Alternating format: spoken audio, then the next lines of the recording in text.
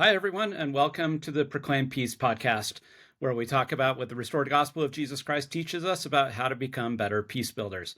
I'm Patrick Mason. I'm here, as always, with my friend and co-host, Jen Thomas. Jen, how's it going?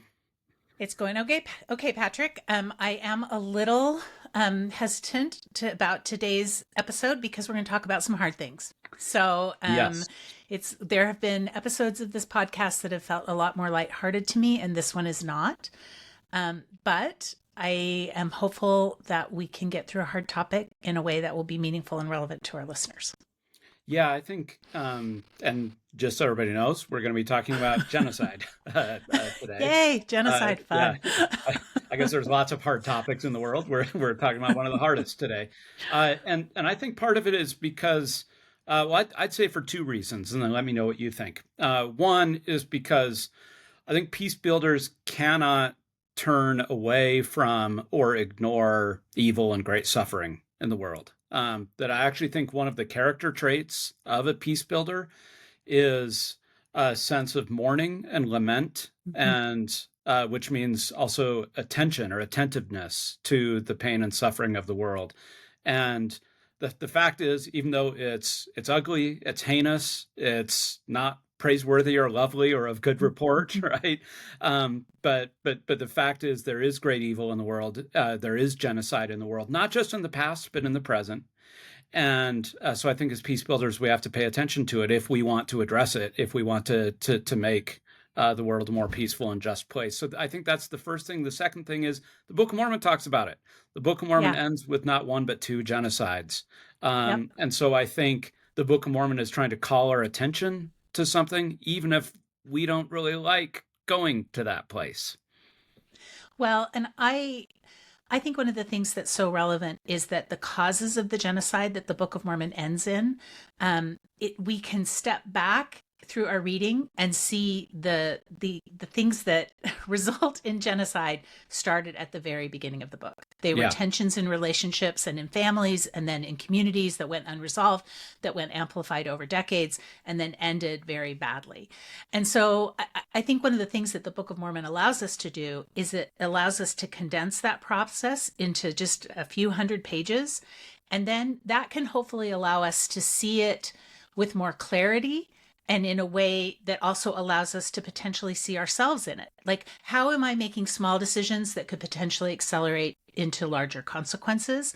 Or how am I contributing to a society in positive or negative ways that could create a really great society or create a really negative society? And so I think the Book of Mormon is an enormous tool to us, particularly because it situates all of this in amongst a group of at least ostensible believers, Yeah. people who oriented towards Christ just a few generations before these genocides to great benefit. Like they oriented their whole beings towards Christ and lived in this extraordinary society that was the happiest that ever existed on the earth.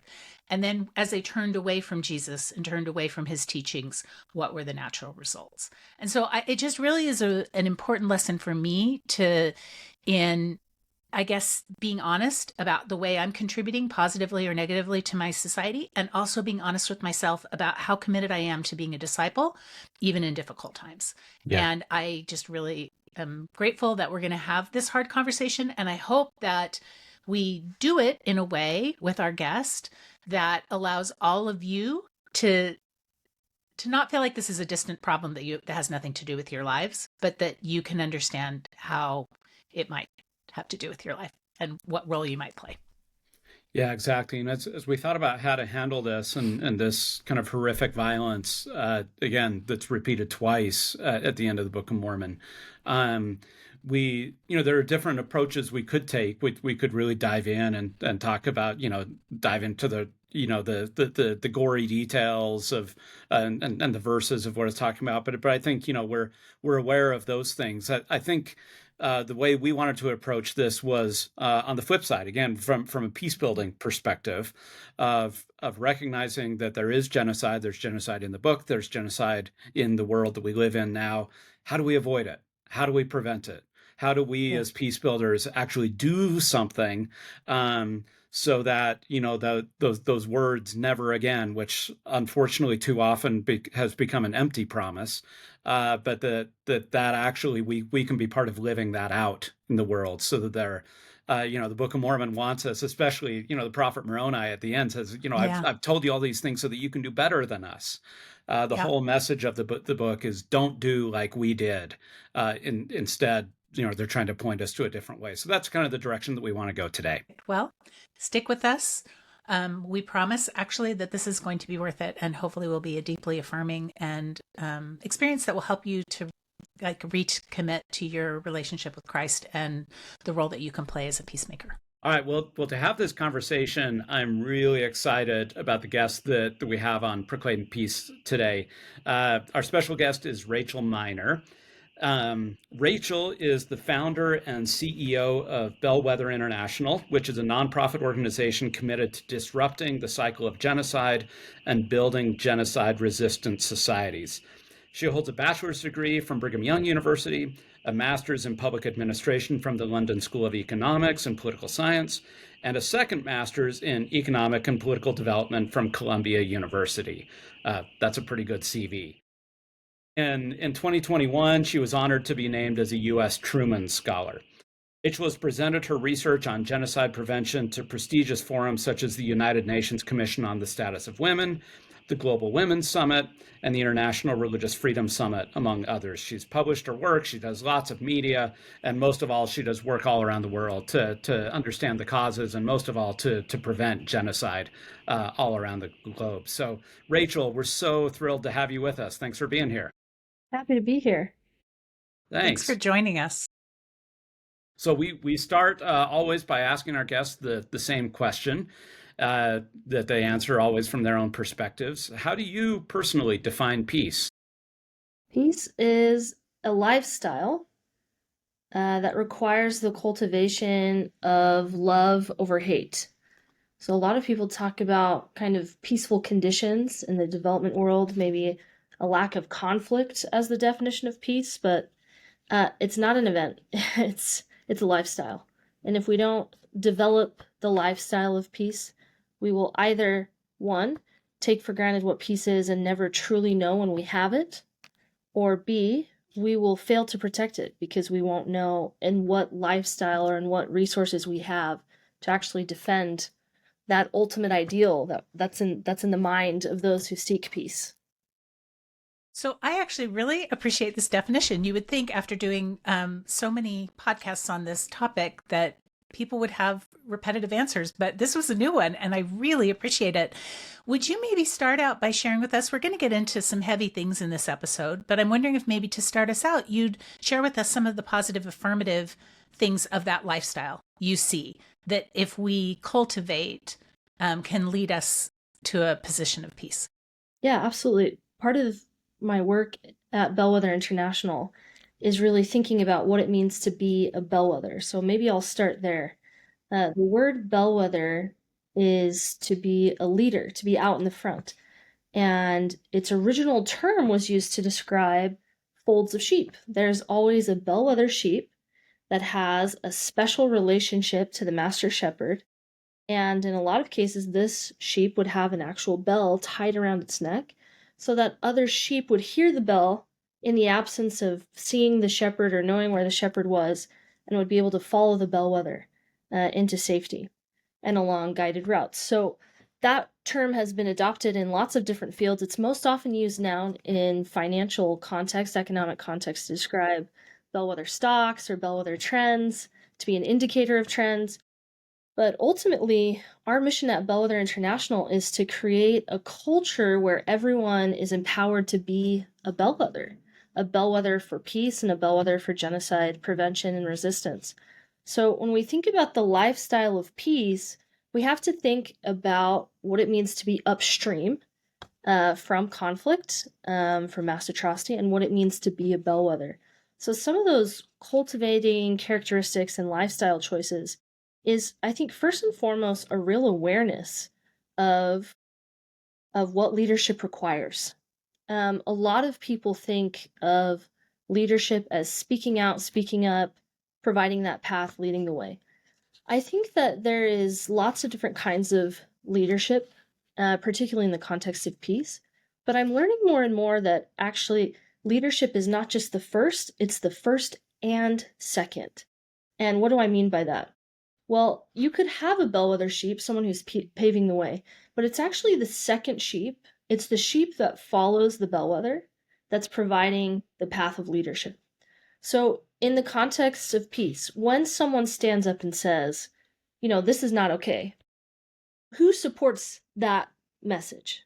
Who steps in and supports a movement of peace, a cultivation of peace, a lifestyle of peace? So, I'm always thinking about in my own work, in my own diplomatic efforts, even in the political context in the United States right now, there's not a lot of people speaking up generally, but where there are people speaking up, is there a second voice? Is there that affirmative voice of peace that's saying, we stand with so and so, we stand with the message of peace, we won't tolerate this, or we need to see this, or we'd like to see changes here.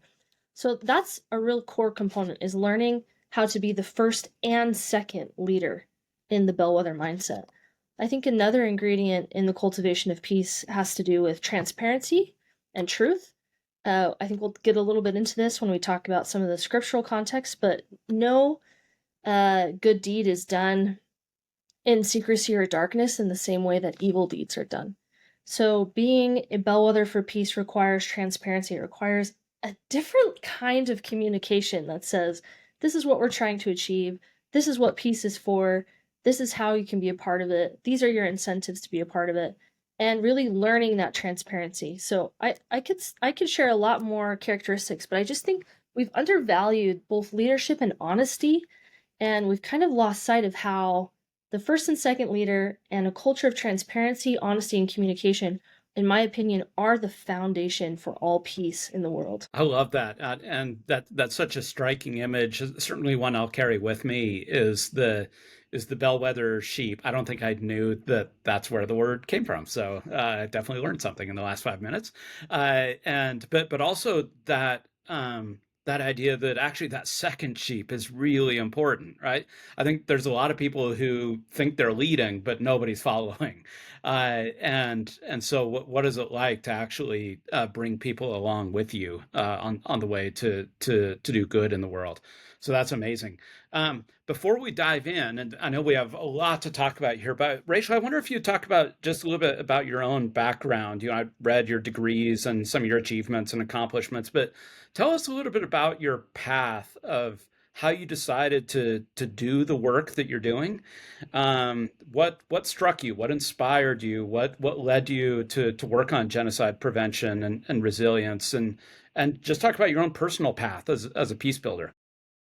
Thanks for the chance to talk about that. I think there are some real clear career paths in life, and you kind of know ahead of time, and you go out and you chase that and you follow the CV of others and the building blocks that are laid out in our capitalist society. I'm going to say up front that my path was not that. I had no idea when I started studying economics, and actually even before that, when I started at BYU as a studio art major, that I was going to be dedicating my life, committing my life to understanding and preventing genocide.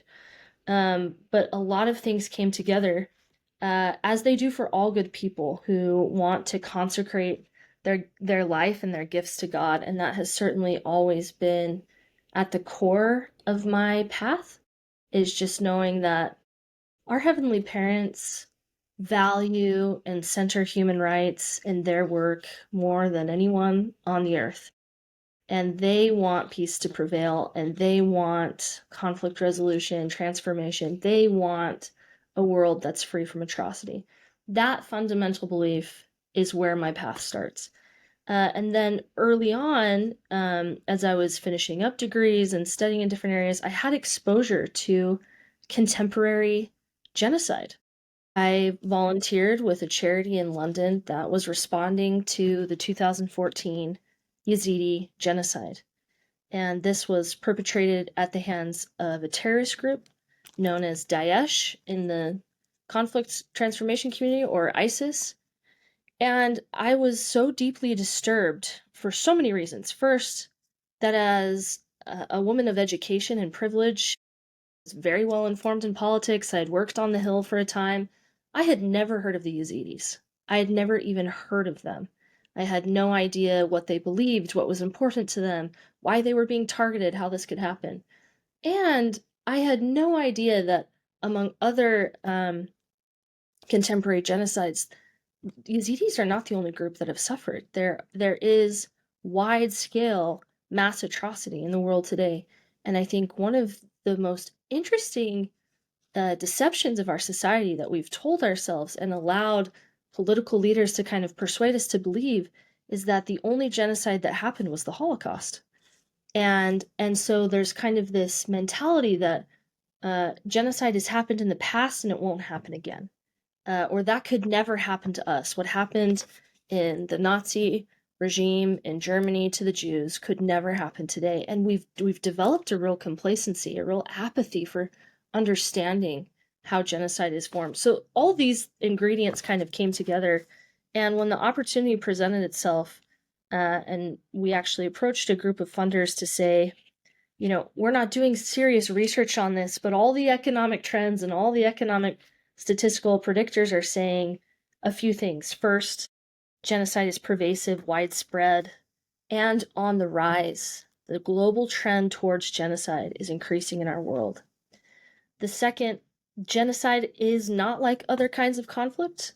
We tend to conflate conflict with genocide. We tend to actually use genocide in very loose terms, which is harmful for what we're trying to achieve in the world, and say, this is conflict, it's genocide. That's not true. Genocide is very clear in its definition. It's the deliberate intent to destroy a group of people based on identity traits. It's outlined extensively in the United Nations. You could even argue, really, that the United Nations was formed as a body in the context of genocide prevention. To genocide, yeah. Exactly. So that's kind of the second thing we have to clear up, is that genocide isn't spontaneous. It doesn't erupt like other forms of conflict, like maybe civil wars or coup d'etat or things of that nature. It's always premeditated. It is always planned years in advance. And then another principle that I came across both working with the Yazidis and researchers and funders was that it's cyclical. So in the early days of my advocacy working for this charity, and then right when I started Bellweather, I approached a lot of policymakers to understand, what do you think genocide is? Why is it happening? What are your beliefs about this kind of conflict? And they'd say, well, we just don't really know, do we? We don't have any data. It's too complex. And I didn't buy that 6 years ago when I started Bellweather, and I certainly don't buy that now. As it turns out, genocide is happening on average every 2.5, 3 years. So we actually, quite unfortunately, have more data than we've ever had. We know exactly why genocide happens. We know where it happens. We know where it could happen next. And I don't really subscribe to that myth that something is so complex. I don't think genocide is more complex than climate change. I don't think it's more complex than many of the issues we're facing in the world. And my training in economics, my spiritual beliefs, and then looking at some of these core assumptions and realizing, we could do something about this. We could absolutely construct a movement to resist genocide, to come upstream, to understand the cycle of genocide, to disrupt that cycle, and empower society writ large. We can empower huge groups of people to actually understand the dangers of genocide, how to avoid them, and how to actively resist them. And that's really where my career started, with understanding this early exposure, and then just not really feeling content to accept these myths, if you will, these rhetorical claims that have just been cycled at every never again ceremony you've ever heard. Oh, if we only knew. Well, actually, we do know. And I felt like it was a calling from God, a divine assignment to do something about it. So I actually live in a town in Massachusetts that there are two towns right next to each other that have a quite significant population of people who are Armenian and who came to the United States after the Armenian genocide. And I had this very similar experience I thought I was fairly well informed. In fact, I was probably above average informed around the genocide that had taken place in World War II of various peoples, right? But I had never heard of the Armenian genocide. And then coming into this culture that these towns that were very small had really significant Armenian populations, and seeing how this reverberated through this culture, even decades later, the price that these families had paid, and the way that even a generation or two out, this still was such an important part of their sense of identity and absence to some degree of security. And so I just couldn't agree more with you that this happens more often than we want to be aware of, and that it has lasting, real lasting effects on generations of those who come after. One of the things I would really be interested in, maybe this is something you want to do in the context of the Book of Mormon, is I think you've talked about the fact that there are steps, that this doesn't just blindside us, and that pretending that it blindsides us is probably a little bit of a sin on our part, that we have an obligation to see these steps as they're happening, the stages of genocide as they unfold. And so maybe you can help some of our listeners to see something they might not have seen before, that put it into their view and help them see it in a spiritual context that will, I think what we'd like people to take away from this is not just genocide is bad, it happens, but we want people to see, I mean, everyone agrees, right? But we want them to see that there are places that they can be these bellwether sheep, right? They can do exactly what Patrick and you have just talked about.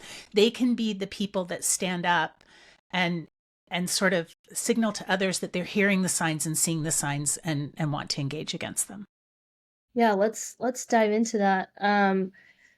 There are so many scriptures that help us understand the doctrine of genocide prevention. That's what I'm calling it.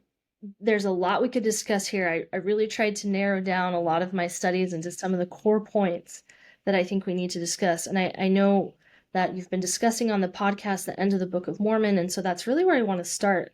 I think 4th Nephi, 3rd Nephi, 4th Nephi, through the end of the Book of Mormon, lays it out in such clear terms. And so I want to just touch on some of these core principles. So first, 4th Nephi as a whole book really outlines a cycle that leads into conflict. And again, I want to be really clear. Not all conflicts in the Book of Mormon are genocide. And genocide is identity-based. So in 4th Nephi, chapter 1, and I know you've had other episodes that have really dive into this principle, so I'm not going to spend too much time on it, but it talks about all manner of ites. So that's kind of the first ingredient when we're thinking about genocide prevention, is first understanding where are the cleavages in society, where are there ites, where are there groups that are breaking down or coming together in the case of genocide prevention.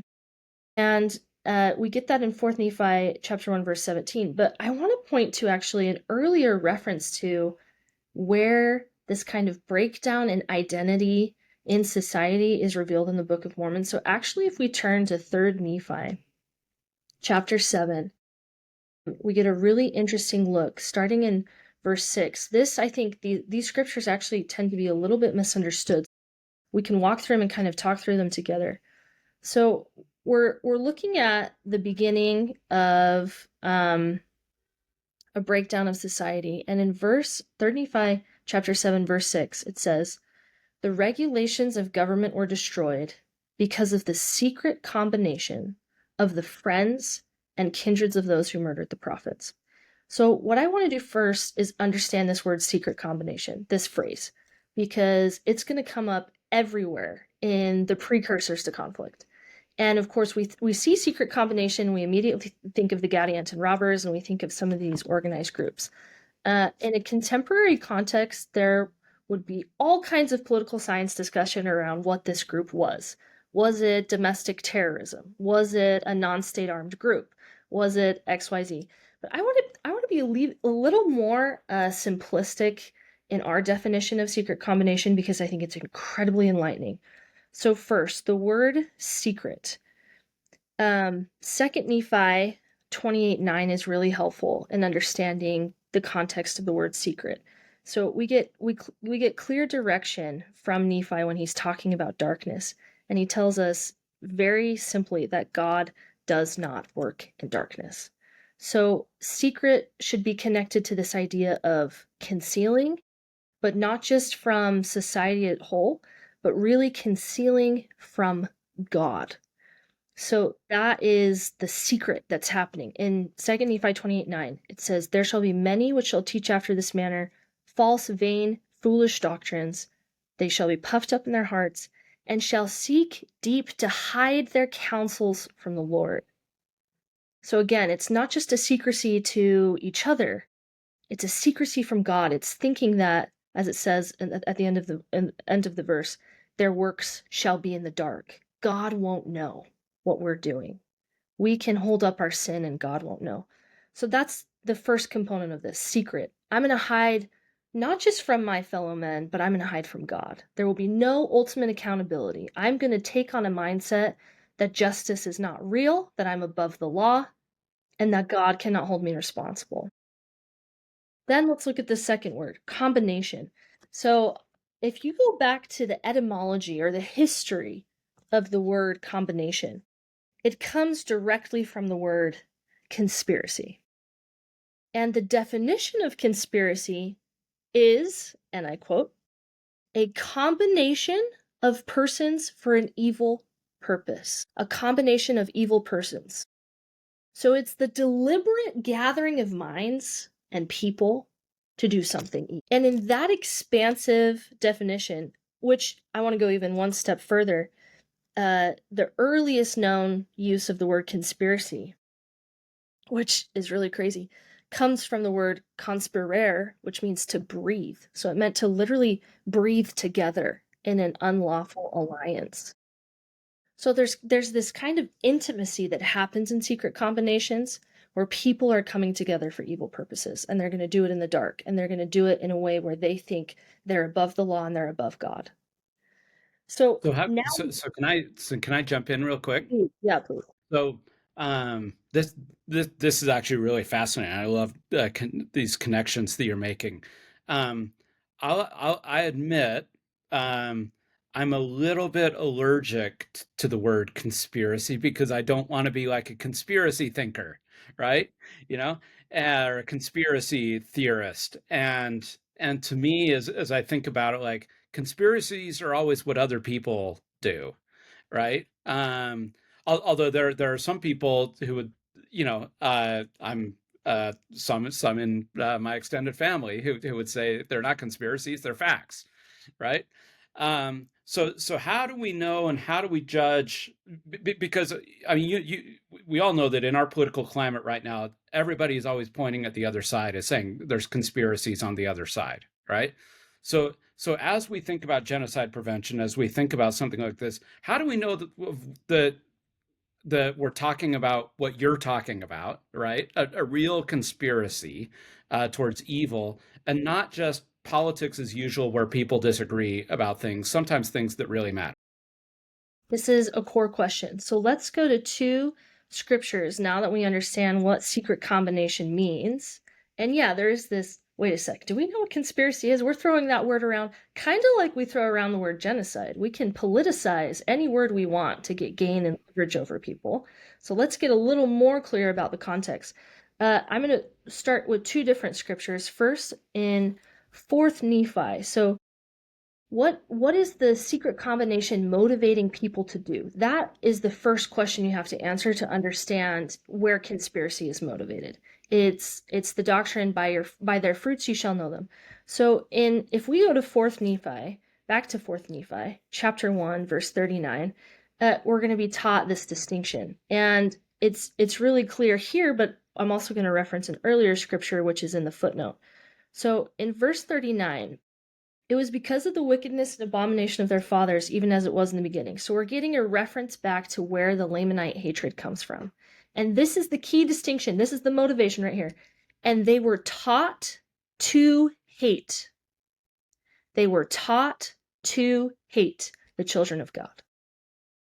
So conspiracy can take many forms, but if your conspiracy is teaching you to hate someone, Other people.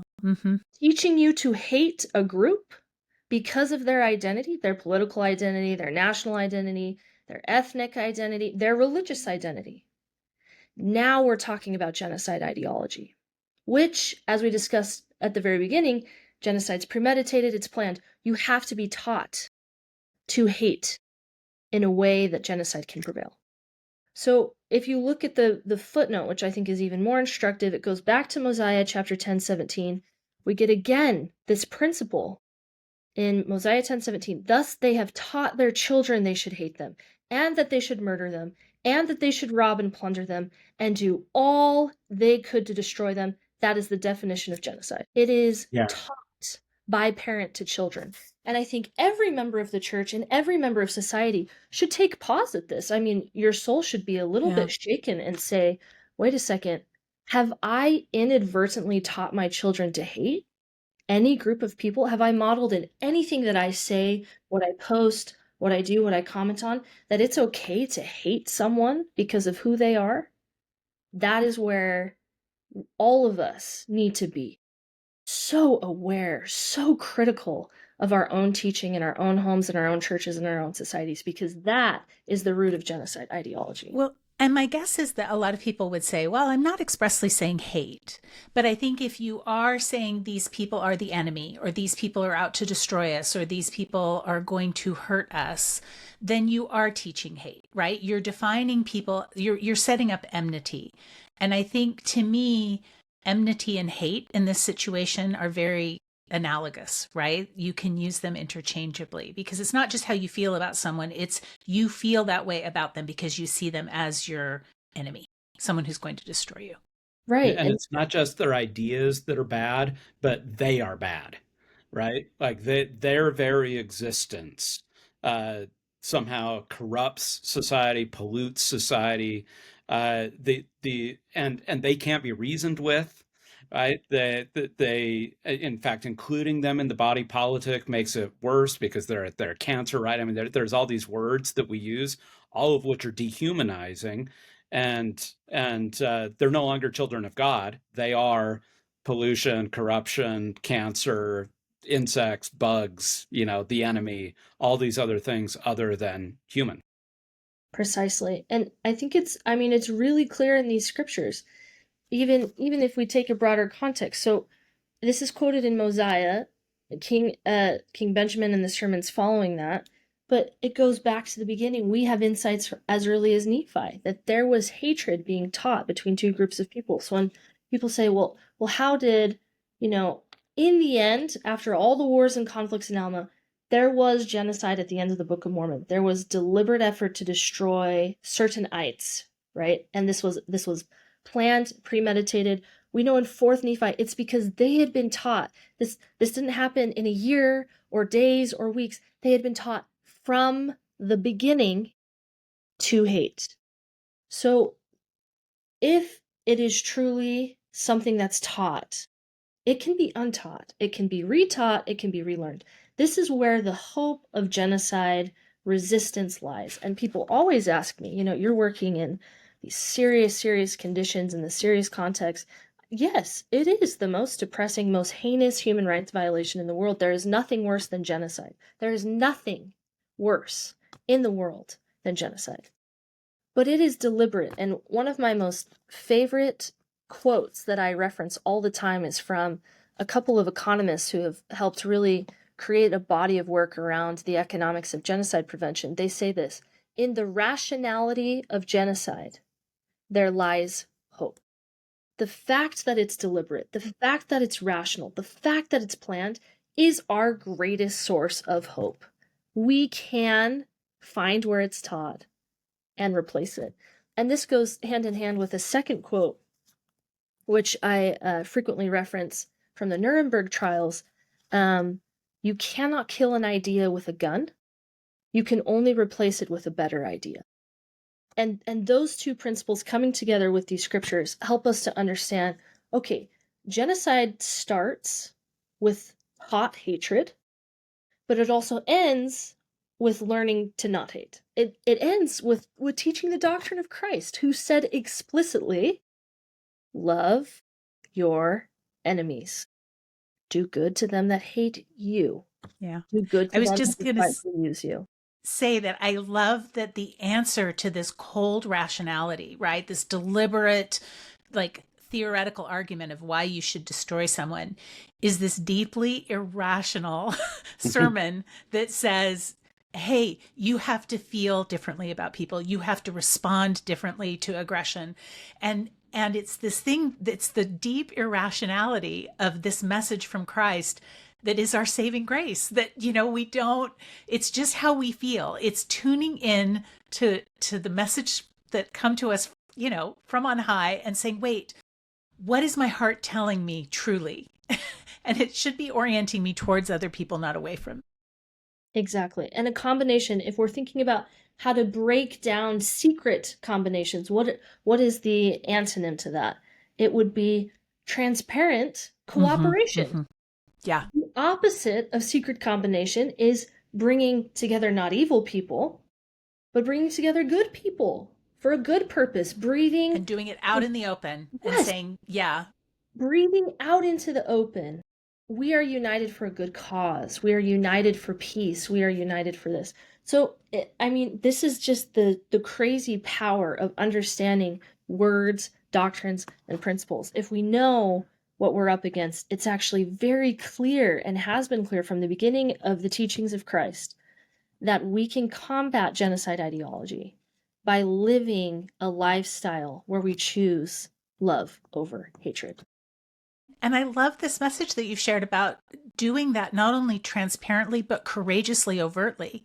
Like saying, not just like I'm quietly living a gospel centered life, which is important, right?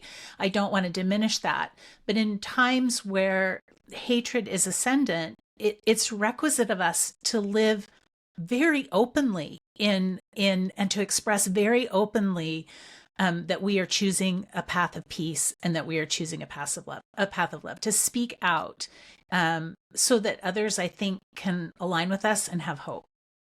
Absolutely. And this is where I want to share the next doctrine of genocide prevention, genocide resistance. So we could talk a lot about the warning signs. I would encourage those who are interested to look at a few other scriptures, like in Helaman chapter 6, where the secret combinations are first formed. There's a lot of insights there. You could also look at Mormon chapter 1 and see how cleavages, identity-based cleavages in society broke down by tribe. It wasn't actually the breakdown of tribe that caused the breakdown of society. It was the fact that the tribes chose not to abide by the laws of the land. It was the deregulation of government, and it was the breakdown of laws that caused the ultimate conflict, not necessarily tribes. So that's kind of an interesting insight. But let's go to genocide resistance. Let's go to what this looks like. If genocide ideology then is a taught hatred around specific identity groups, genocide resistance comes right from 2nd Nephi, chapter 26, verse 33, where God, through the words of Nephi, models genocide resistance. So let's break this down. Nephi writes, "None of these iniquities come of the Lord. He doeth that which is good among the children of men, and he doeth nothing save it be plain unto the children of men. And he inviteth them all to come unto him and partake of his goodness. He denieth none that come unto him, black and white, bond and free, male and female. He remembereth the heathen, and all are alike unto God, both Jew and Gentile." In one scripture, we get the breakdown of what genocide resistance looks like. As it turns out, when you look at the definition, the formal definition of genocide, which comes from the 1948 UN Convention on the Prevention of Genocide, it deliberately describes that genocide is based in racial, national, ethnic, and religious-based hate. Look at the scripture again with those words in your mind. Black and white, bond and free, male and female, heathen, Jew and Gentile. We have the same categories in this scripture as we do in the formal definition of genocide. So we know there's something here. I think it's also important to notice the order of these terms. Race is first. For whatever reason, that racial discrimination, harassment, and persecution that has plagued our world, our scriptures, and our understanding of the history of humankind from the beginning is listed first. We know that the Book of Mormon was written for our day and age. Black and white is listed first. There's a lesson here. We need to be thinking about racial equality. Second to that, bond and free. I think this has to do, in the context of the Book of Mormon, we're thinking about maybe formally slavery or things of that nature, but it's more than that. In the context of the Book of Mormon, bond and free has to do with your economic freedom. Mm-hmm. I was going to say that I read that as much economically rather than like physical enslavement, right? It is economic freedom. You were bond in ancient times if you didn't own your own land, if you didn't own your own home, if you didn't own your own right to labor. So we have an economic distinction here. Then we get, of course, gender, and I'm going to drive this home till I'm blue in the face because International Women's Day just passed, and also this is crucial to the doctrine of Christ. Male and female, we need to identify this in our own faith. We need to identify these differences in our society and understand that gender equality is so core to what it means to be a bellwether in genocide prevention. And then let's talk about oftentimes because genocide has a disproportionate effect on women. Not often, always. Always. In every case, in every study that I've done, it is the women and children who are stuck in the middle, and it is the women who bear a disproportionate physical price of surviving genocide.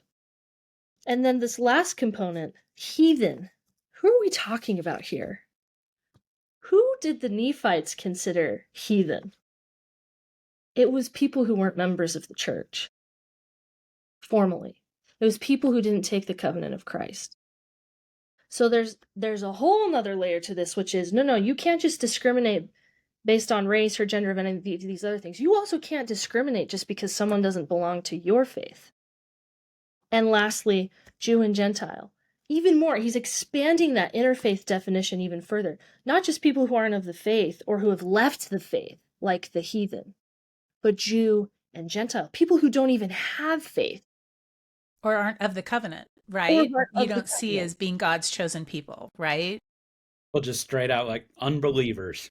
Mm-hmm. Mm-hmm. People who don't even believe in God are not justifiable to discriminate against. That, I think, is very clear instruction. I think every Latter-day Saint who professes to follow Jesus Christ should really do some deep soul searching to make sure that they understand what this means in practice and not just as theology. And I think every person who has an investment in the future of peace should take pause to understand, am I teaching hatred? Or am I teaching my children, myself, and the people in my sphere of influence to love across these differences? That is how you become a bellwether. So let me ask you a question. We've got thousands of people listening to us, and they are going to probably not self-identify as people who would start or participate in a genocide. They're going to say, hey, I don't really know why this conversation is super relevant to me. We have so much faith in our listeners, Jen. Yeah, we have a lot of faith in them because I think they don't think they would, right? And so I'm really interested to have you share with us, what does this translate to in the sense of there are a lot of intermediary steps between just, you've talked about the most important one at the very beginning up front. How do I think about my neighbors? What am I teaching the people around me? How am I orienting towards God, putting him in my life, loving God and then my neighbor like unto myself. But I guess my question for you is, there are these intermediate steps that we have a responsibility as followers of Christ, as true peacemakers. There are moments in which we can change our behavior, or we can stand up, or we can kind of stop these events in process, right? And my guess is there are a lot of those times when we can engage that happen before I'm not really articulating this very well, but I think we see things like genocide in retrospect, the mirror, and say it was so obvious when people could have and should have done something. But I don't think it is when you're living in the moment, particularly if you're disconnecting and don't want to have anything to do with it. So, what would you counsel our listeners? How can they engage? What can they do to make a difference? Absolutely. I'm going to share a story to teach the principle, and then I'll expound on the principles. I was in Rwanda last year for the 30th commemoration of the genocide there, and you had a spectacular episode about this with Empower the People Rwanda, a great group. Power of the Future, yeah. Power the Future, thanks. So I was in Rwanda with a group of women from all over the world. I was there with the UN Special Advisor on the prevention of genocide. And most of the women in the room had either directly survived genocide. So we had Rwandan survivors, women who had survived Bosnia, women who had just come from the front lines of the genocide in Sudan. And somehow I found myself in this room, and it was deeply humbling, one of the most humbling experiences of my professional career thus far. And I had someone ask me to my face, is there going to be genocide in the United States? And I said, no, there's not going to be genocide in the United States. We don't have, enough of the early warning signs. They said, are you sure? Because it sure sounds like it. And I thought, oh, wow, okay, let's go back to what we know. What do we know? Genocide's premeditated and planned years in advance. It starts with hate speech. Genocide ideology, the reason I keep using that phrase, the ideas behind genocide start as hate speech. So that's the doctrine we just unpacked. That hate speech, if left in a society for long enough, changes people. Will start to have changes in the way people act. And when that hate speech becomes, we're going to scapegoat X group. We need to hate X group because they're responsible for. Normally, the way that this hate speech starts to sound is something like this. Our economy is suffering because of X group. Every genocide that I've studied has hate speech combined with a period of prolonged economic suffering. So it wasn't that in the time of the Holocaust, pre-Holocaust in Germany, it wasn't that we should hate the Jews. It was very clear language. Our economy is suffering because of the Jews.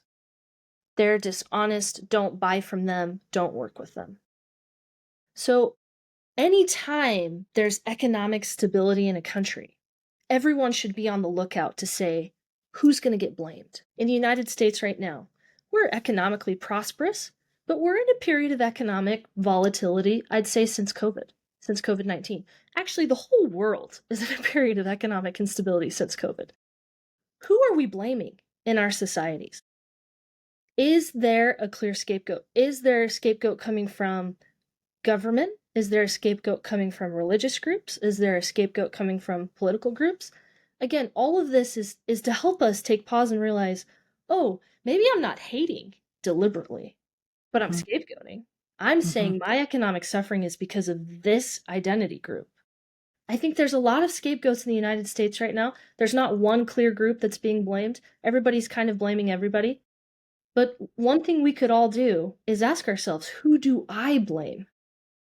And whoever you answer in response to that question is the group that Christ is now admonishing you to love and serve.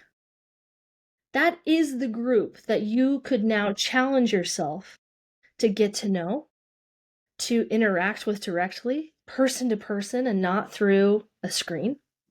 This is the group that you should try to understand, respect, serve, pray for, in the words of Christ. Pray for them. Pray for your quote, enemies. And start to build bridges across those divides. Once you see hate speech, economic suffering, and a clear scapegoat, things get really scary really fast. But most genocides are then preceded by years. I just want to drive this home again. This doesn't happen over a year, month, weeks. This is years. For years, you then see a escape group that's targeted. There's normally violence against this group, and there's large impunity.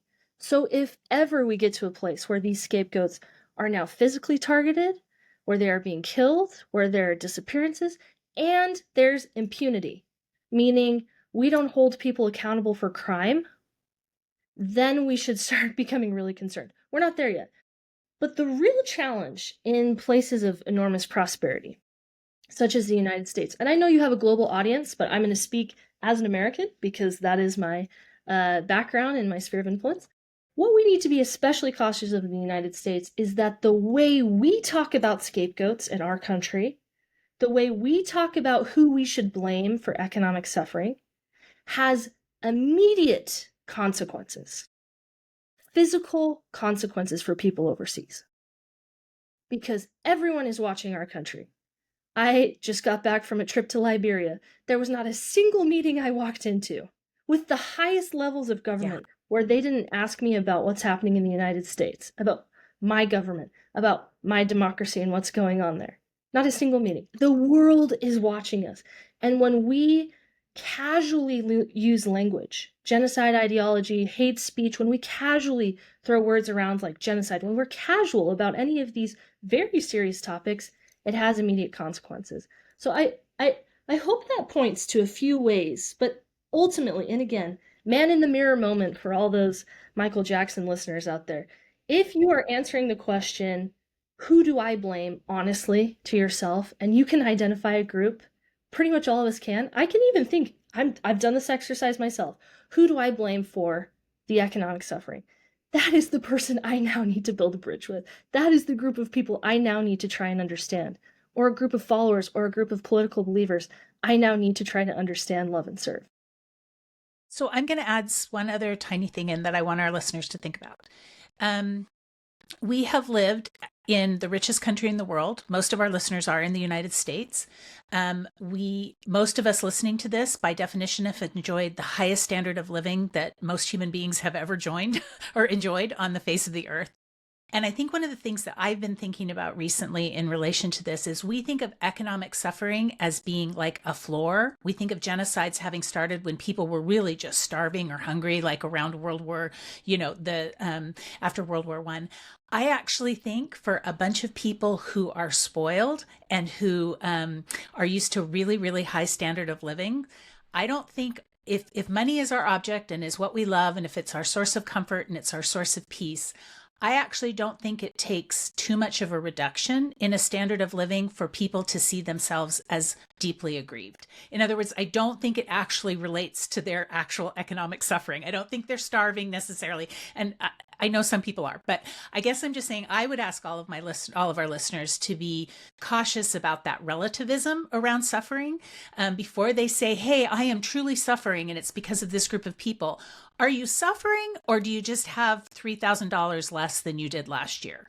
Because there's a big difference, right? And I'm not saying that I want you to have those $3,000. I want you to be happy. But I guess it's really easy when you've had a life of abundance to classify pain as something that really isn't pain. I don't know if I'm making sense here, but I do think that that is one way that I worry about us as a nation falling into these patterns earlier than other people would have thought, because we are so used to being comfortable, fat, and happy that as soon as we are not comfortable, fat, and happy, we equate that with deep suffering.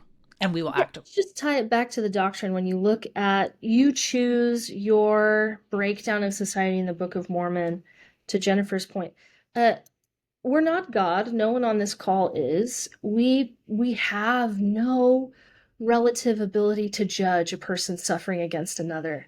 Justice is God's, vengeance is God's. We can't participate in those exercises and be honest with ourselves and our conscience. We can't. We don't know. We don't understand relative suffering in the mortal mind. But to your point, Jennifer, I can list a number of scriptures. Take any one of these that you'd like. Look at 3rd Nephi chapter 7, look at 4th Nephi chapter 1, look at Ether chapter 8.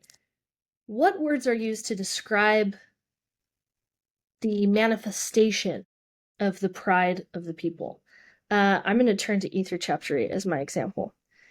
What's first described in all of these cases is not how they acted, but what they were wearing In every doctrinal explanation of pride, the breakdown of society, all of these things, we start to get these really interesting descriptions of people's clothing, of their costly apparel, of the fact that for whatever reason, they have this extra money to wear their pride, to wear their social status symbols.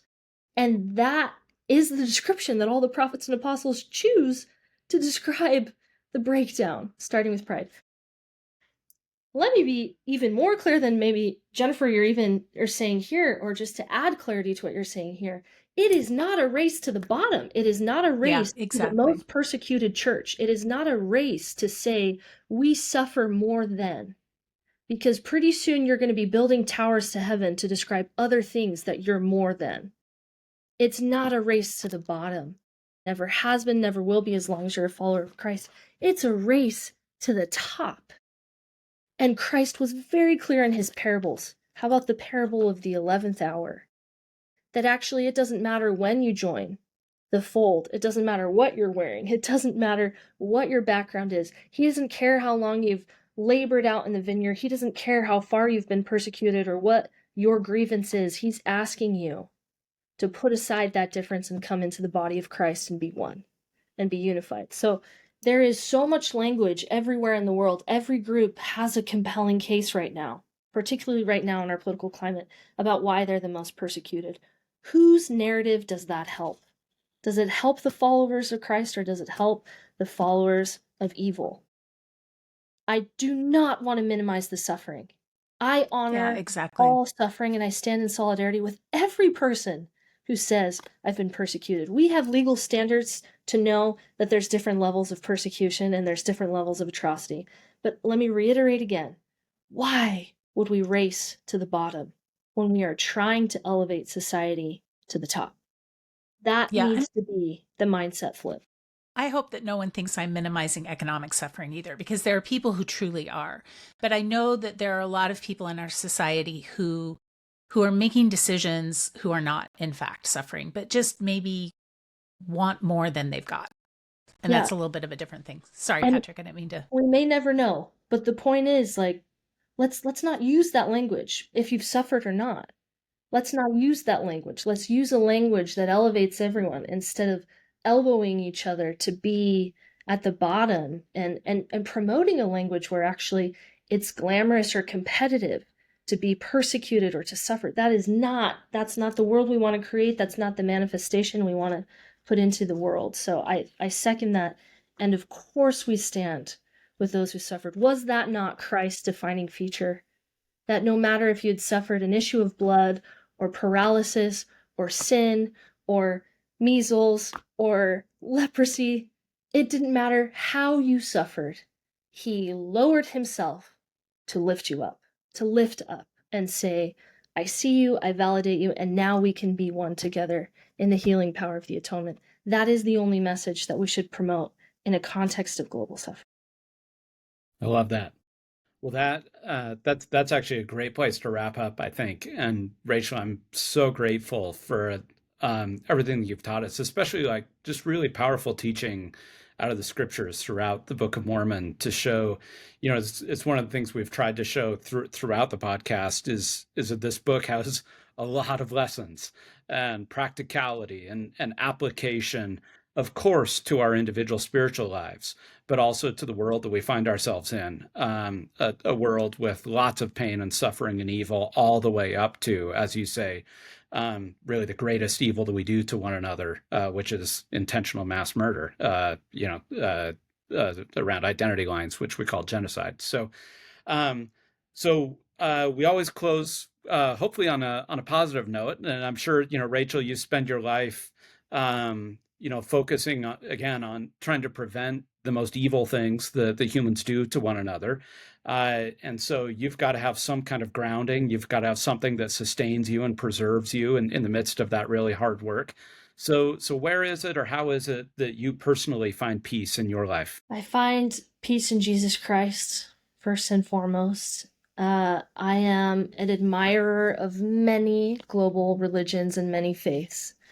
And as a follower of Christ, I do not condemn those who follow other teachings that promote peace. I invite them. I invite them. And I have found as a follower of Christ that those teachings which I hold dear are actually held dear writ large in many faiths across the globe. Every global world religious leader that I've encountered, and people of faiths and no faith, we talk about faith as our unifying word, and let me explain why.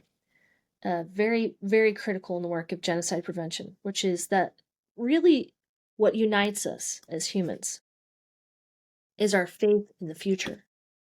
So there is a kind of faith beyond God, and certainly He's part of that for me, and certainly Jesus Christ is part of that for me. But even if I weren't a Latter-day Saint, there is a faith for the future that unites most of the people in this world. The challenge is that the evil people of the world are always louder, and they try to convince good people of two things. First, that you're outnumbered, which is statistically improbable. Most of the most horrible, heinous crimes that have been committed in the world have been committed by less than 1% of the population.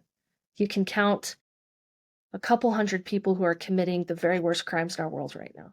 We're not outnumbered. Second, the evil, loud voices of this world convince you that not only are you outnumbered, but you're alone. There's no one who's sympathetic to what you're trying to do. There's no one who will stand up. There are no bellwethers. There is no resistance. There is no movement to do good. And I'm here to tell you, from my travel to over 50 countries, that is completely untrue. We are not alone. We are not alone in any country. We are not alone in our faith. We are not alone in our vision, in our hopes. And the people who have taught me this more than anyone else are women who have survived genocide. I've started to collectively refer to them as my many mothers, very much like mothers of the Book of Mormon, who have taught me that if you keep your faith in the future, however that manifests, evil cannot win. And the mothers of Srebrenica have taught me this. The mothers of Rwanda have taught me this. The mothers of the Yazidis have taught me this. It is the mothers who have survived genocide in every country that know and hold in their hearts and every day choose to fight the evil and dark powers of this world that stand up and say, we are not outnumbered, we are not alone. And I echo that message from the rooftops. All of us have a mother who have shared this lesson with us, and boy, would the global landscape look different if we all listened to our mothers and the message of peace they share. So I do have enormous hope. So do the survivors of genocide. And if they have hope, we must all carry the banner of their hope into the world that we live in. Excellent. Well, Thank you so much. yes. Thank you, Rachel, for coming on and sharing all of that wisdom. We really, really appreciate it. And I think we'll just move forward, not doubting that the mothers knew it. So, Others knew Yeah. it. yeah. Thanks so All right. much. Thank Appreciate you. it. Thanks, everybody, for watching today. We just want to remind you, as always, to subscribe to the podcast, to rate and review us. We love hearing feedback from people, so please leave feedback. You can email us at podcast@mweg.org. And we also want to invite you to think about ways that you can make peace in your life this week. Thanks again for watching, and we'll see you next time.